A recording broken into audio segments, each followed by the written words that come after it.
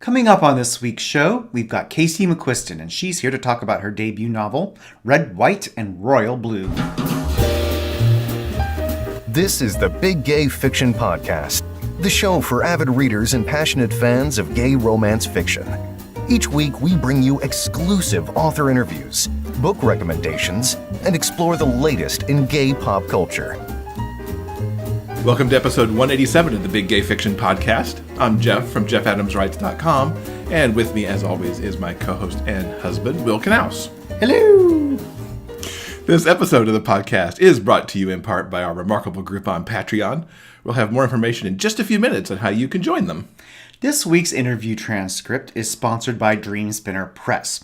Now, Dreamspinner Press is proud to publish Hank Edwards and Deanna Wadsworth and their latest book, Murder Most Lovely. Check it out and all the new mystery and suspense titles from authors like Amy Lane, Casey Wells, Tara Lane, Brees Ford, and that's just to name a few. You can also find your favorite new author while you're there. Just go to dreamspinnerpress.com for everything you want in gay romance.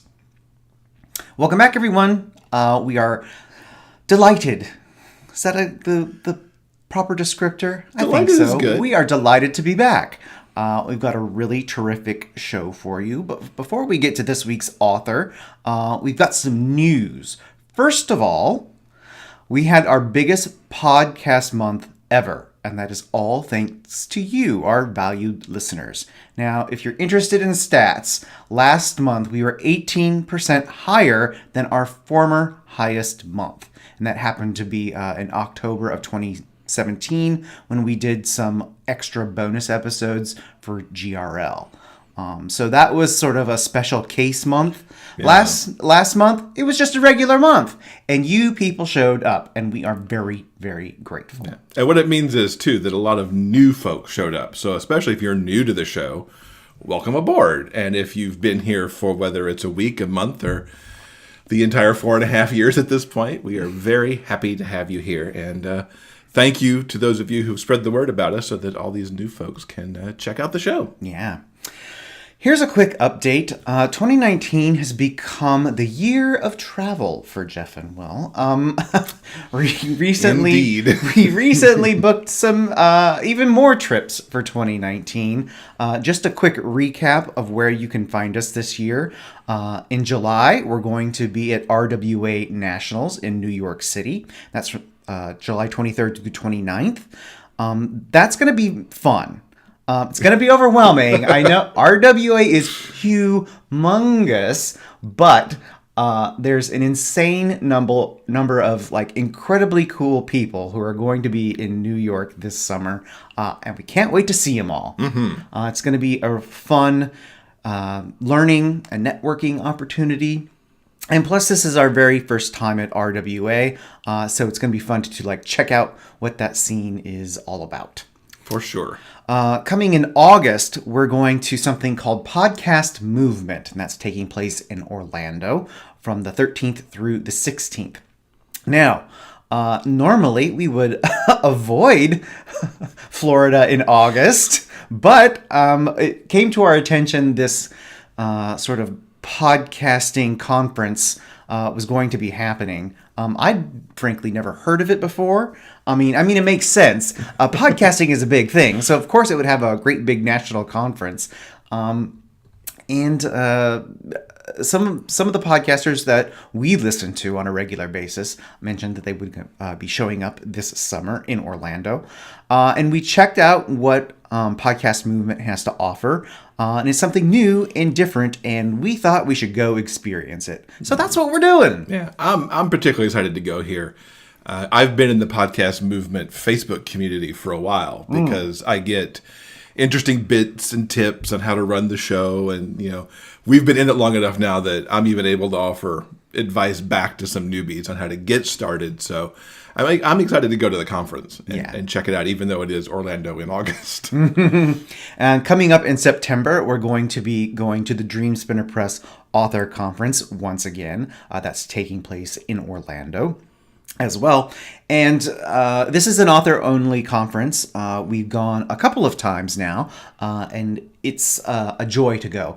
Dreamspinner Press has been putting these conferences on specifically for their authors for several years now, and every year it evolves and becomes bigger and more.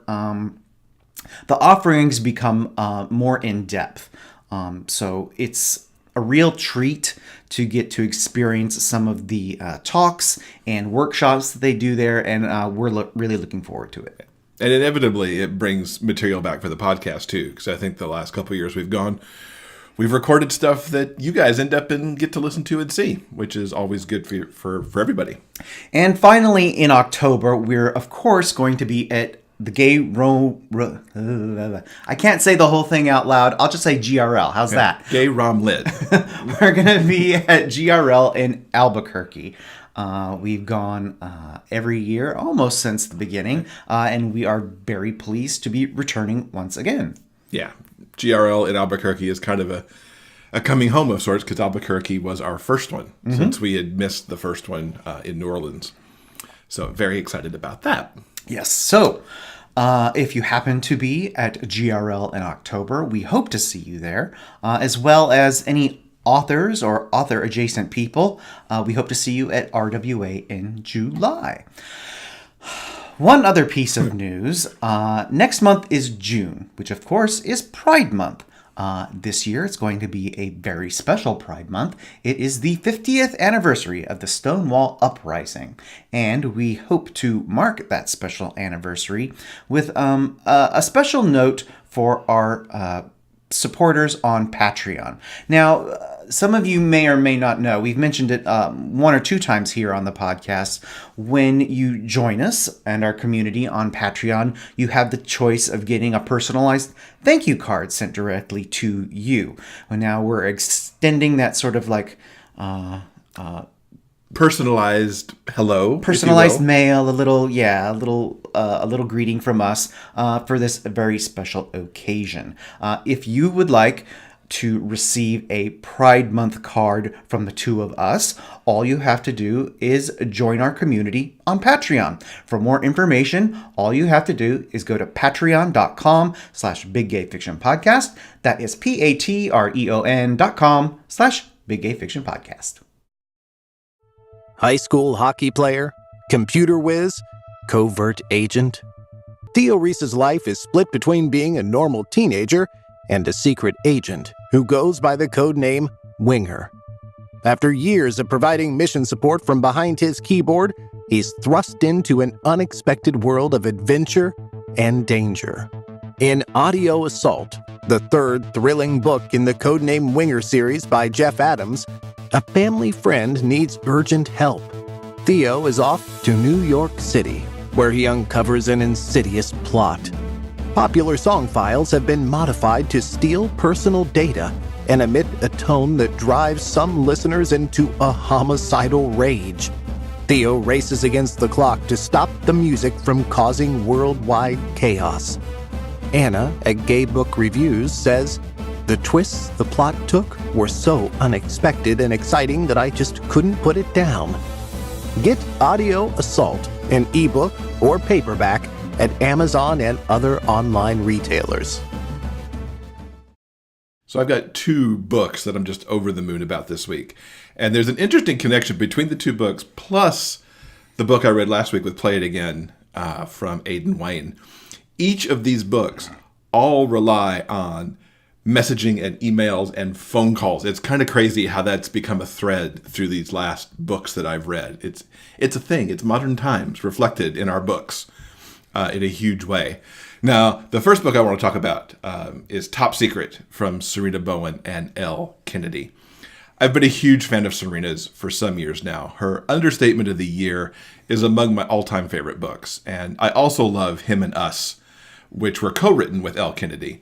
And they're back now with their first romance in 3 years. I can't believe it's been that long. Mm-hmm. Oh my God. Yeah. Top Secret is such an extremely satisfying enemies to lovers romance that just sizzles, but it also has some extremely sweet parts as well. The setup is simple. Keaton's a college junior from a very privileged family who's been with his girlfriend since high school. For her birthday, she announces that she wants a threesome. And after some brief thought, Keaton agrees to this. Now, he lives in a frat house where one of his frat brothers is Luke. Luke basically keeps to himself and barely gets along with anyone. He's a townie who's going to school on an academic scholarship and has a despicable mom and older brother who only want to take advantage of him and the meager money that he does make. He lives in the frat because it's cheaper than a dorm, and he's also running for frat president because this means free room. Now, Keaton goes to an app to help find the right guy for this birthday present. He signs in under the name of Lobster Shorts and soon end up talking to Center 3. Now, once Center 3 finds out it's Keaton's first three-way, he wants to make sure Keaton's going to be cool with the mix and what the rules are for the whole thing. Center 3 also gives him some very sexy homework. And this all gets Keaton thinking because he's buried feelings about guys for a long time. Now, of course, it shouldn't be a surprise that Center 3 is actually Luke, who lives right across the hall. Now, what makes this book work so extraordinarily well is the two sides of Luke and Keaton that we see, because their public personas and their chats on the app are quite different. Luke wants to escape the town and the life he's grown up in. He strives to excel in school so he can get the high-paying job and never be reliant on anybody. Meanwhile, Keaton knows he's got all the privilege, but he also chafes at the expectations that his family and friends put on him, and he keeps all that to himself because it's what he's supposed to do. Now, when they're chatting as Center 3 and Lobster Shorts, the conversation drifts from figuring out what Keaton's sexual boundaries are to discussing the realities of their lives and what they actually want to happen after they get out of college. All their emotional shields fall away, and the way that Sarina and Elle do these transitions from sexy to sweet and back again is just so perfect. Now, of course, the night finally comes that Keaton and Luke find out that they've been talking for weeks, and this night doesn't go anything like it was originally planned. But at the same time, they don't stop exploring their sexual feelings or sharing their closely guarded secrets. Both guys have some amazing growth as Keaton really comes into his own, embracing his true sexuality and even the career that he wants after college. And I have to say, I'm particularly happy this was not a gay for you story. Keaton finds out who he really is here, even to the point where he's like going around and oogling other guys all of a sudden on campus.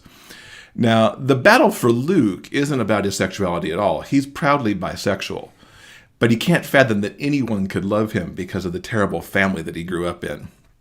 He's been so battered by them that he's really hesitant to accept help from anyone because it would surely come with strings.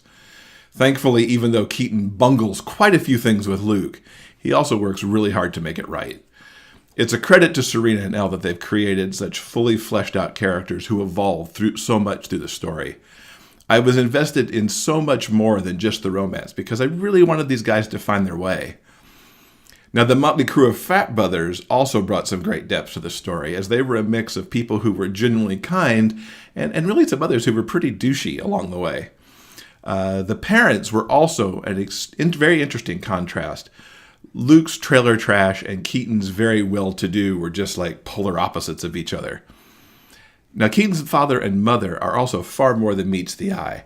I don't want to get too much into spoilerly territory, but I have to call them out too because it is an example of Sarina and Elle creating such multi-dimensional characters. Another extraordinary part of the story for me was how the black moment played out. A lot of stuff goes down, and there were plenty of opportunities to cheapen the story. But the way the last 20% of the book played out was perfect, even while it provided me with quite a few moments of stress. And you know how I get on some of these books. So, we're headed into summer, and this book is going to be perfect vacation reading. So I highly recommend Top Secret by Sarita Bowen and Elle Kennedy.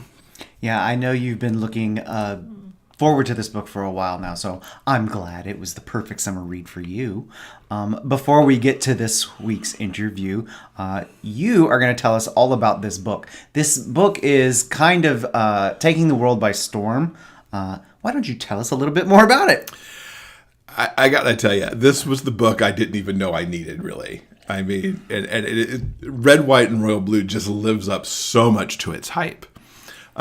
Now, I kind of knew this book was going to be right for me. I have a thing for the royal trope and the idea of an American first son and a British prince getting together. I mean, how is that not a must-read?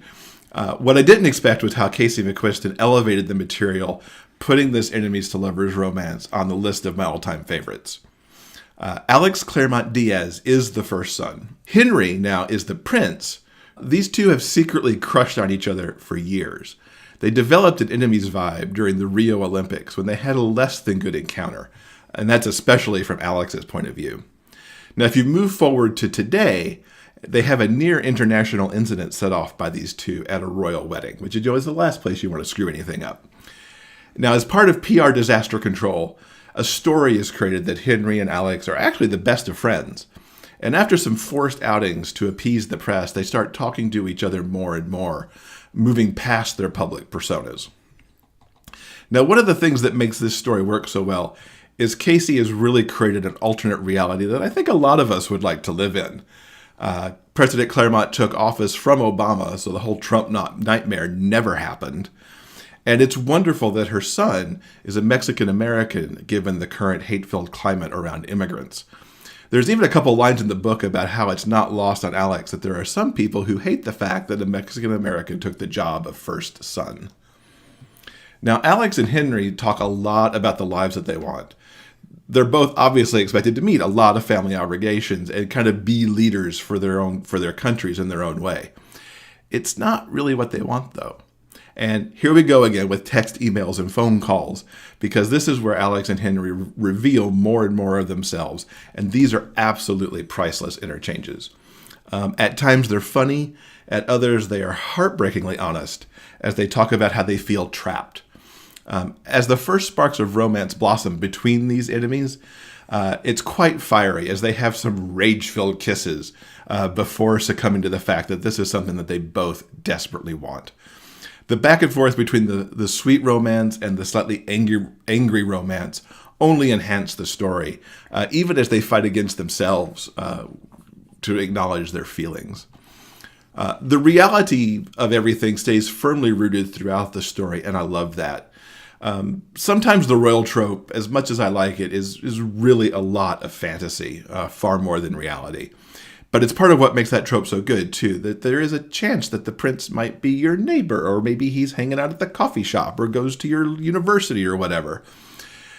In this case, this world could exist. A prince and a member of the first family could happen. And Casey gives them all the trappings, too, because so many of their secret rendezvous are partially orchestrated by their security teams, as you would imagine. Now, of course, as must happen in the romance, everything is horribly revealed, and it really damages them both. The guys have to work really hard to get to their happy in this book, which of course makes the ending very sweetly satisfying. There were a lot of ways the ending could have played out, but I can't imagine one that would have been more perfect than what Casey gives us. I haven't felt as overall thrilled by a book as I have by Red, White, and Royal Blue in quite some time.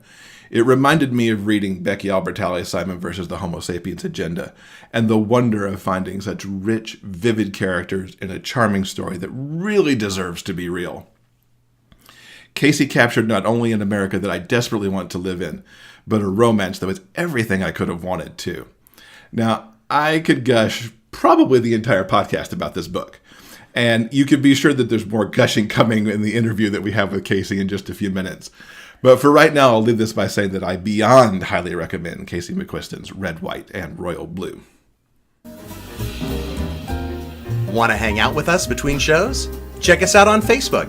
You never know what we might post. News about book sales, bonus video content, and maybe even a live broadcast or two. Like us today at facebook.com/BigGayFictionPodcast and see what we get up to next. And just an extra word about Facebook. You can join us on Sunday mornings on the Big Gay Fiction Podcast Facebook page as we do the live recording of our episodes. You don't get to hear the interviews in that, but you can chat with us a little bit, see what shenanigans we get up to. The folks who are watching this episode have seen some pretty good bloopers this morning, so you can come check that out. We're usually online starting around 10:30 Eastern Time, 7:30 Pacific. So we hope to see you there some Sunday morning soon. Yes. Now, as if you haven't figured it out from this episode so far, we're talking to Casey McQuiston today. She's a debut author. Her first book, Red, White, and Royal Blue, has become as you noted, quite the phenomenon. It's got so much buzz before it comes out. You just heard that I kind of love it to pieces. It is coming out officially on Tuesday, May 14th. And we got to sit down with her for just a few minutes to find out all about that book, what got her into writing, and what's coming up next. Casey, welcome to the podcast. Thanks so much for joining us. Thank you so much for having me. I'm very excited. So before we got to this segment, I spent a ton of time just going over Red, White, and Royal Blue as being like one of the best things I've read this year and like one of my top books, like maybe in the ever category, because it's everything I needed in a romance with the prince trope and essentially royalty in the U.S. with the first son. And I mean, Alex and Henry are so awesome. Tell us what your inspiration was behind this book. Yeah. So I first started, actually, it's weird. A couple days ago, I was like going through my time hop, which shows you, what you tweeted like 2, 3, 4 years ago. And I realized that like a few days ago, which was April 13th, was the day that I tweeted like, hey, I just had this idea for a book. And it was like, took me back to that moment of like the exact like lightning strike moment when I knew what I wanted to write. And this is like a question we'll get into later, but it was like one of many attempts at a book I had started, and none of them had really like taken hold of me like this one did. So it was early 2016. I was obsessively following the presidential election, which, we all were at the time with a lot of optimism. And and at the same time, I was reading 2 books. I was reading The Royal We, which is by Heather Morgan and Jessica Cox, and it's about it's basically like almost a novelization of Will and Kate with like a bunch of like different things changed about it. So I was reading that, and I was also reading a super dry Carl Bernstein Hillary Clinton biography, which was like a fun little juxtaposition. And I had this idea in my head of like, I want to do like I've seen so many subversions of Prince Charming trope, but I feel like as a queer person, I've never seen one that seems the most obvious to me, which is, like, what if like he wasn't the perfect, like, gonna produce a million heirs prince, and then on the other side, I was like, I loved like Chasing Liberty when I was growing up, and like My Date with the President's Daughter, and I was like really into the idea of a like rom-com starring this like rebellious first kid, and I couldn't decide which one I wanted to do first, and I was like, wait a minute, if I put them both in the same story, I don't have to pick. So honestly, it was me being indecisive that led to that decision. And like on a wider scale, like a bigger scope, I just like really was looking for the perfect, like, fun escapist tropey rom-com that was like so undeniably fun that like the fact that it was also queer wouldn't keep it out of the mainstream, because a big thing that I want to do as an author and as a queer person is like push those stories into the mainstream and be like, hey, like everybody, it's kind of like what they say in Love Simon, like everybody deserves to have a great love story, and so everybody deserves to have like a big shiny tropey fun rom-com, so yeah, that was kind of where it came from for me. And there is so much rom-com-y goodness like floating in this book. I think you like pulled a little bit from everything. Yeah. Without giving spoilers, because there could be some depending on what you pick for this, is there like one of the rom-com moments that just sticks out for you as like one of your favorites among all of them? I mean, like, wow, that's a good question. I have pulled so many tropes from so many of my different favorite rom-coms, but there's like this one thing that I love in every rom-com, which is like the gratuitous karaoke moment, which is actually, if you've ever watched Crazy Ex-Girlfriend, is like a song on Crazy Ex-Girlfriend, like singing up. So it's like 27 Dresses does it, and like 10 Things I Hate About You does it, where it's like somebody gets up and sings a song in front of a bunch of people for no reason, and it's like, no, this doesn't happen in real life, but it's super fun. And so like writing the whole karaoke scene, which I don't think is a spoiler, that was like so much fun for me, because I was like, I was a musical theater kid in high school. We all were. And so that was just like, I got to be so indulgent with that. And it was such a blast. I loved it. I think you picked a great one right there, because you're right. There is that moment. There's even that movie, which of course I'm blanking out on right now, that was like it was the Rebel Wilson movie earlier, I think this year, that she's like, there's always the karaoke moment, and she ends up trapped in the karaoke moment in her own little thing, right? I love the karaoke moment. That says a lot about people, the songs they pick. It does. It is like character shorthand for sure. Yeah, like when like B gets up and sings "Call Me" by Blondie in the book, I'm like, this is what she's about, Yeah. There have been so many accolades on this book before it even got published. I mean, we were reading about it, I think, in Blush almost 2 months ago now. Mm-hmm. What's resonating so much with all these pre-readers? God, I mean, just to start off, I've been like completely blown away by the response to it. Like when I wrote this book, I was like, this is so niche. It's like a queer political rom-com with royal elements, and also we talk about like gerrymandering in it, and it's just like, I was like, this is so niche, like no one's gonna care, no one's gonna publish it. I was like, I'm gonna try and query this for like a month, and then like I'm just gonna self-pub, and the fact that people have engaged with it so much, and that it has gotten like, I mean, I think 3-star reviews now, which is just like blowing my mind completely, like so beyond grateful for those. It's just been so like staggering and incredible.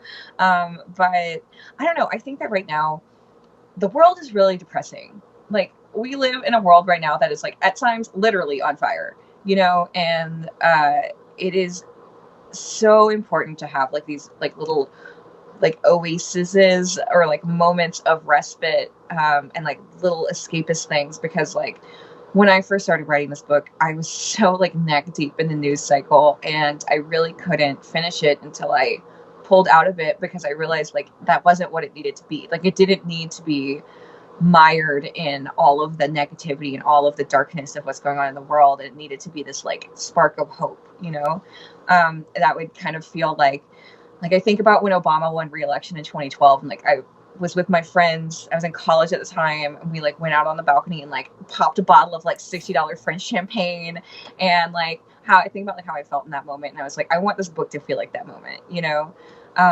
and I think that a lot of people have been missing that feeling. I think that we have so few things, like especially when we look at the political sphere right now, to be excited about and to be hopeful about, and I think that we're all just like nostalgic almost for when we had hope. And I think that like what this book does is it lives in the space of like being here and now and still having hope, and I think that's really resonating with people. And then I also think that people are just like excited to see, we're seeing it with like Helen Huang and like Jasmine Guillory, who are writing romances that are integrating like, neurodiverse characters and just like racially diverse characters. I think a lot of people are tired of seeing, the same like 2 straight white cisgender like neurotypical people falling in love, and so I think that people are hungry for something that's different in rom-com, and that that can show that like different types of people can have that same big, huge, escapist, magical love story. So that's kind of where I think it comes from. You noted that you started writing this in 2016, essentially before the election happened. Do you think you would have written the same book had Hillary won? That is a great question. And the book I had planned to write before the election went the way that it did was a different book. There were like so many threads that like I ended up dropping. I at one point had, this was before anything about like Russia had come out. I like at one point had like, there's like a Russian double agent involved in the campaign, and I was like, this is too unrealistic. No one's gonna buy this. I'm cutting this, And now I'm like, God. But yeah, I mean, it definitely, I think it would have been more like lampooning like the Democratic Party. Not that I have anything against the Democratic Party as someone who like is registered as a Democrat, but it would have been more of like Veep style, like, you know, like we know that we're all on the same side here, so like we're gonna send each other up kind of thing. And it instead is more of like, it's still very tongue in cheek and it's still very like has that Veep side to it, but it needed to have more of like, it needs to be less cynical, basically, you know, because I don't think that we can really afford a lot of cynicism right now, beyond like, you know, what, you know, roasting the president on Twitter is cynical, I guess. But yeah, I think that there are certain things that happen in the plot that, you know, never probably would have been explored if the results of the election had gone differently, because I don't think I would have felt as much of an urgency to put those into the story, you know? So yeah, it definitely would have been different. It definitely would have been a lot different, but the president was always the same. It was always like President Claremont was the same character from the moment I came up with the idea for the book.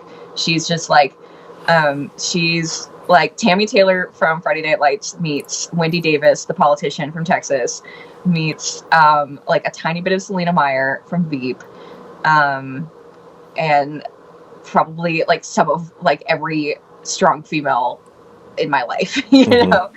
But yeah, long story short, yes, it would have been different. One of the things I like about it so much, and you touched on this a little bit, is that it's not two white guys getting together, because Alex is Mexican American, and certainly given how things have played out under the current administration, having that element in the White House as first son, it says a lot. And Alex comments on this, you know, periodically as he's kind of going through things and how that aspect of his heritage plays into things.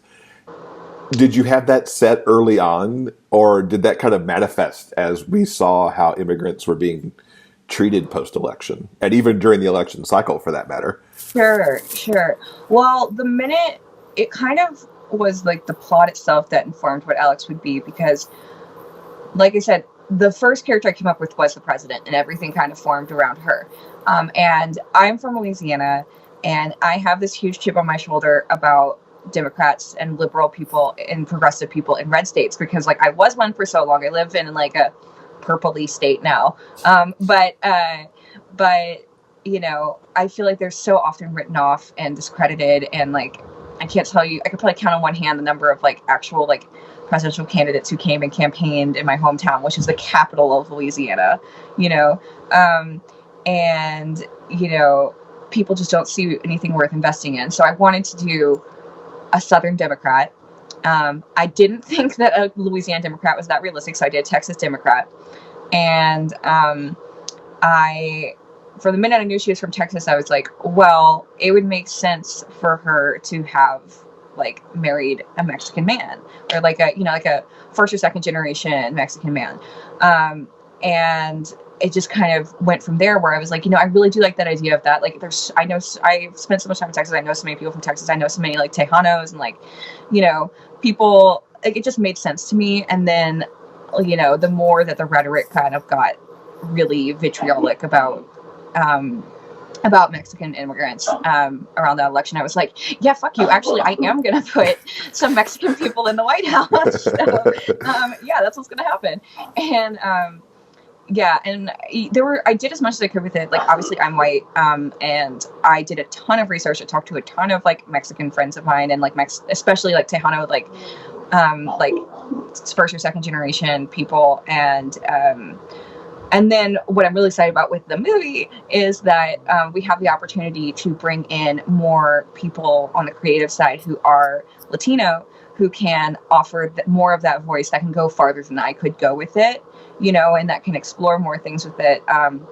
So yeah, it just felt really natural to me. Like, he's from Texas, like, of course, like he could be half Mexican, you know, that's just like so typical there. So yeah, it was a very natural progression of the character for me. And in a weird twist, I'm actually interviewing you from Dallas. Yeah, I was just thinking that. That's so funny. Yeah, I feel like that's appropriate. I feel like the stars aligned to have you interview me from Texas. And finish the book while I'm in Texas. It was kind of crazy. So appropriate. Yeah, I'm really excited because my second tour stop is in Austen, and I am like so excited. I haven't been to Austen in like a year or two, and it just like feels so right to go back with this book. So I'm like so excited. There is a ton of history in this book. Mm-hmm. Henry goes into a lot of history of the monarchy. Mm-hmm, mm-hmm. And one of the things I loved is in the emails that Alex and Henry are trading, they end up in quote a lot of literature or other letters of historical people. How much of that was in your head, and how much was I need to go off and do a ton of research? Mm-hmm. So, like for me, like a lot of like when I was talking about like there's parts where like after Alex starts to figure himself out, he starts to like do all this independent research of like, let me like remediate myself on like queer American history and like, you know, reconnect with it, which I think is something that a lot of like queer people in their 20s do. Like when, especially like for me, like when I was like 20, 21 and I started to like figure myself out, I was like, wow, I need to know like the first thing about like my own community, you know? And so I went back and like really like read a lot and like educated myself. And so a lot of the American history, like American queer history was stuff I was already familiar with, because that's, you know, something that I felt was my responsibility to learn in the past. But yeah, I definitely didn't know a lot about queer British history, like at all. And so that was a lot of reading for me.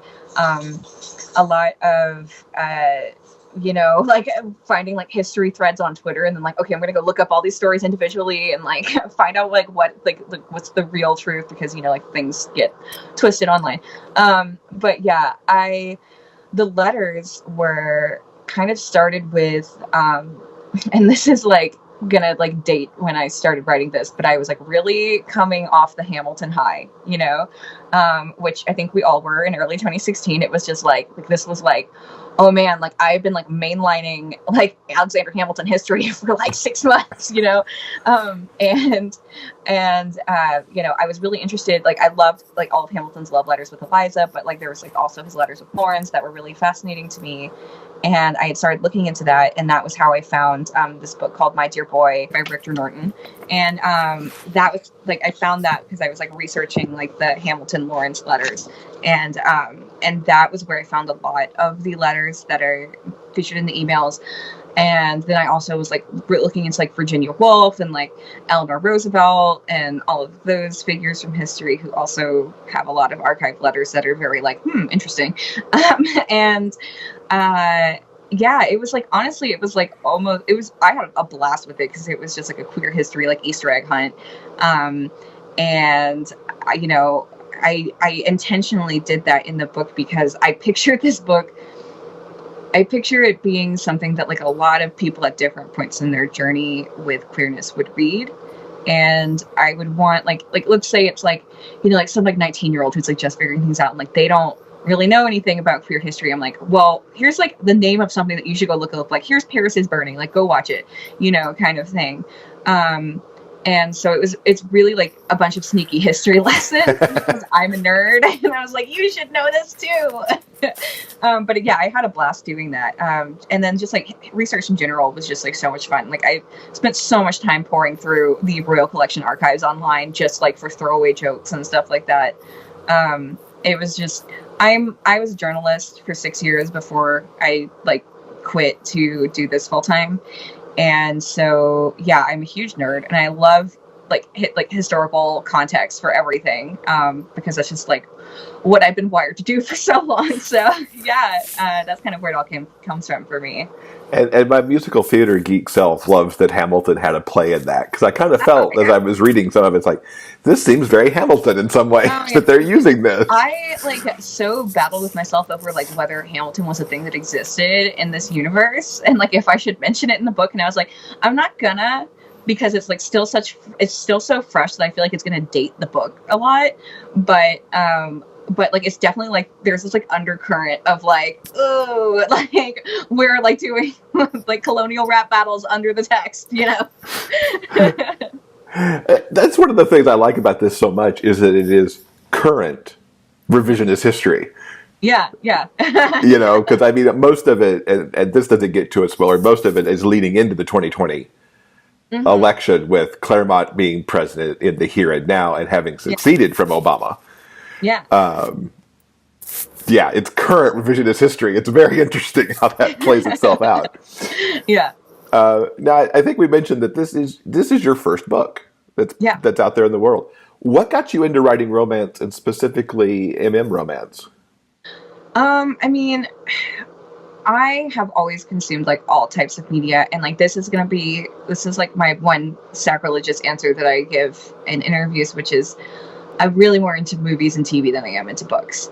And that is like the most media that I consume. It's not what I write. It's not like I'm not a screenwriter. I'm not good at that type of writing. But it is where I pull most of my influences from, and what I consumed the most as a kid. I mean, unless you count like Harry Potter, which like everybody read. Which does very much exist in the red, white, and royal blue universe, which I also love. Very much so. Very much. Yeah. But what I engaged with about all of those things was always the relationships in them. Like I would watch Lost and I was like, I don't care about Dharma or the clues or like what this island actually means or the polar bears. Like I care about like that everybody's gonna end up together, that I want to end up together in the end, And it was always like that with everything I watched. Like I'd watch Buffy and it was like always about that for me. It was like, this is cool, mythology is cool, whatever, but like Spike, and it really, like that was just what grabbed me. And so I knew that was what I was always going to want to write. And I tried to write other genres. Every other book I tried to start writing was like young adult magical realism or young adult fantasy, which is like clearly not my genre. And I tried like a bunch of different false starts in those genres, and it didn't pan out for me. And this was, like I said, like the first time I had an idea that completely grabbed me. And I think like I said earlier, like I think I gravitate to writing queer fiction for the same reason that straight people gravitate to writing straight fiction, which is that I'm a queer person, and it's my experience, it's what I know. I didn't really come into this book with an idea of like what the genders should be, more than like what the story would be, and it formed around that because I didn't think that this story would take on all of the same qualities if it was like two women. I thought that it would be a little different tone. Like I felt like if it was like two women, there would be like a porn parody within like 15 minutes of it coming out, and so it's just like there's just different ways that like lesbian couples and gay men couples are perceived by the world, I felt. And I felt that for this story, it made more sense with two men. And I also wanted to do that like Prince Charming trope subversion. And so it just kind of told me what it wanted to be, and, but my next book is, it's about two women, and, it's a completely different story. Like it's completely different. And so, yeah, I really, honestly, it's just me trying to make queer rom-coms a mainstream thing more than anything else. More power to you. And so far, it looks like you're doing a great job with that. Thank you so much. Now, this question may not have a good answer based on what you just told us about your kind of TV and movie thing, but are there authors who influence you? Well, yeah. I mean, like, there are definitely authors that influence me. I loved Oscar Wilde growing up, which is like, I was like 15, like at like my sister's, I remember like being at my sister's college graduation with like a highlighter and sticky tabs going through the importance of being earnest, like with a paper bag. And that, so like, yeah, I did like my term paper in high school on Picture of Dorian Gray, and I was like, this is straight behavior. But yeah, Oscar Wilde was a huge influence on me. I mean, like the Harry Potter books, like, yes, of course, like they influenced me. I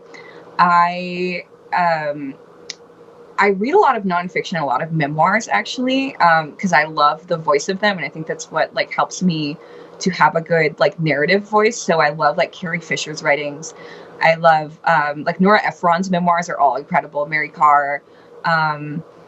Let's see what else. I'm looking at my bookshelf right now, and I'm like, what else do I read? Jane Austen, honestly, like the classics of romance, And then, like, more recently, like, my favorite author right now is Taylor Jenkins Reid. Like, Seven Husbands of Evelyn Hugo is, like, my favorite book I've read in the past couple years, and definitely has, like, earned a spot on, like, my all-time faves shelf. And so that's definitely, and I loved how she does a lot of, she, like me, does a lot of what we call in journalism alternate story formats. So, like epistolary style things that are threaded into the book, which is something that obviously I really love too. And then, yeah, that's, I mean, like, I read a lot, like I said, I read a lot of nonfiction, so like Rebecca Traister and like Roxane Gay, like, yeah, I mean, like, those are all my faves. But then, like, yeah, I pull from a lot of TV and movies. Like, the biggest influences on this were like Veep, Parks and Rec. There's like this web series called The Gay and Wondrous Life of Caleb Gallo that I love, and it's like so like millennial absurdity that it really kind of like there's like a shout out to it in the book because they play the song Loco in Acapulco by the Four Tops in that show, and I put that in the book. Yeah, so I'm kind of all over the place. I have a lot of like influences and a lot of things that kind of like all feed into what comes out of my brain. So let's talk movie. You hinted at it a little bit ago. Amazon and Greg Berlanti picked this up before it's even published out to the world. Yeah. What was your reaction when you first heard that was a done deal? Well, I mean, it was like so many stages of reaction, because like what people don't see behind the scenes is that like the process is crazy. Like it starts with like, you know, I have a Hollywood agent and she sends out to people, and then like one producer expresses interest, and then more producers can if they want to, and then it turns into like you're on the phone with like, you know, such and such from whatever like huge production company, and it's like I'm not qualified to do this. And you talk to those and you pick your producer, and that's how I picked Berlanti. And I was just like really excited to even have the chance to work with them. Because I've loved so much of their work, like not even just looking at like Love, Simon, like going back to like Political Animals, which was like a 6-episode series that's on Netflix. It's honestly, I would say one of my touchstones too, because it's got like like Sigourney Weaver is the president in that, which is just like amazing. And they've got like Sebastian Stan as like one of the president's kids, and he's like very like tortured and like recovering from addiction, and he's gay, and he's Sebastian Stan, so he's crying, you know, and like very beautiful. And but yeah, so I just like, I knew that he had the range for it, you know, and I also knew that based on Love, Simon, that that production company had the chops to get a like an unapologetically queer rom-com into the mainstream, you know. But also it was like, on a personal level, I just remember going to see Love, Simon in the theater, and that was like probably a week after I signed my book deal, and I like showed up with like an entire 8-inch Jimmy John sub in my purse, because I knew I was gonna cry, and I like to eat my feelings.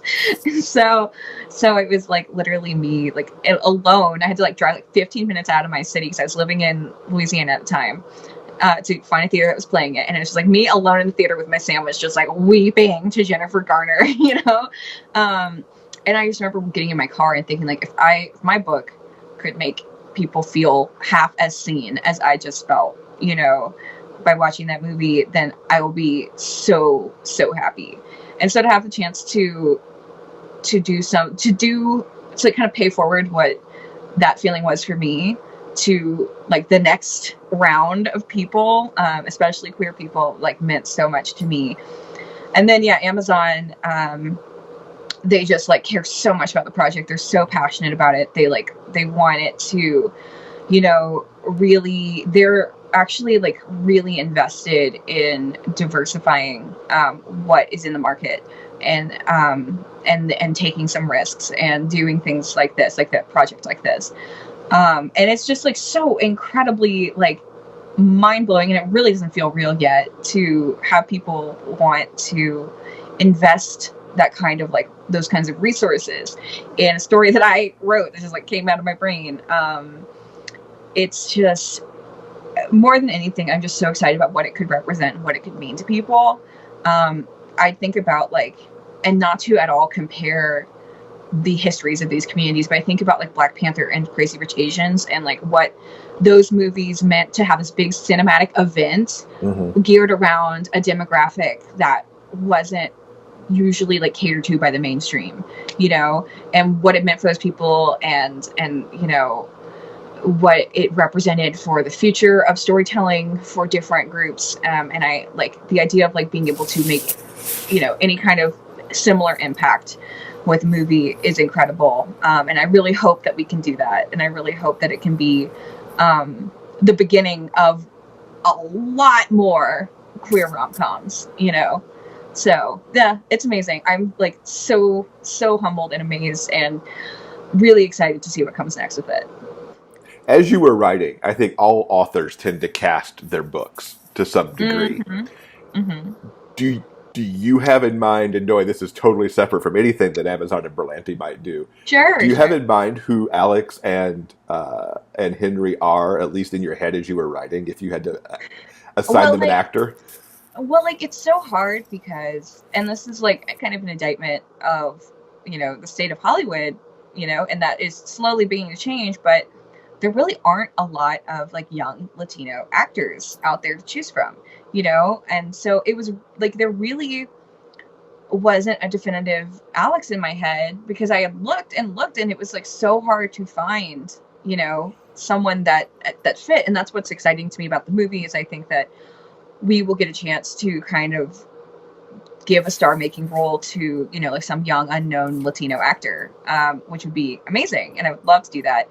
And it was, and Henry is just very elusive. Like, there's like 5 million charming white British men, but but he's just like, in my head, he's just like so specific looking, and like I have not yet found anyone that matched him. But the parts that were like easiest for me to like assign an actor to were like I always pictured like Daniel Day-Lewis as Richards, like with like, but like Silver Foxy, you know, and then like Ellen Claremont in my head from day one has been Connie Britton.